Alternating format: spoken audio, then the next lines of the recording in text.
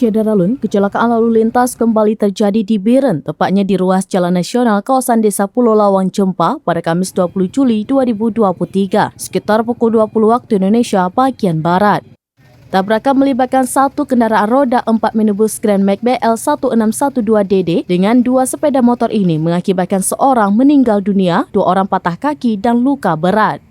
Korban meninggal dunia bernama Edi Saputra, berusia 37 tahun, buruh harian lepas, warga desa Karing Pedada Biren selaku pengendara sepeda motor Vario warna merah tanpa nomor polisi. Sementara 2 korban patah kaki dan luka bernama Muhammad Zulfitri berusia 16 tahun mengalami patah kaki kanan dan Zahrul Furkan berusia 19 tahun mengalami patah kaki kiri, keduanya warga desa Arabungo Pedada Biren. Keduanya selaku pengendara dan penumpang sepeda motor Honda Beat warna kuning juga tanpa nomor polisi. Korban menjalani perawatan di Puskesmas Cempa kemudian dirujuk ke Rumah Sakit Avicenna Biren.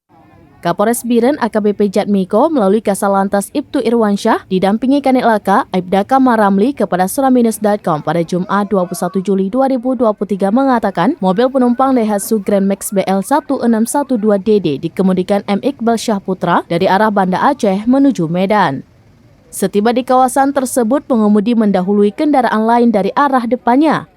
Laju kendaraan diduga melebar ke lajur kanan. Saat itulah terjadi tabrakan dengan sepeda motor Honda Beat warna kuning yang dikendarai M. Zulfitri yang berboncengan dengan Zahrul Furkan.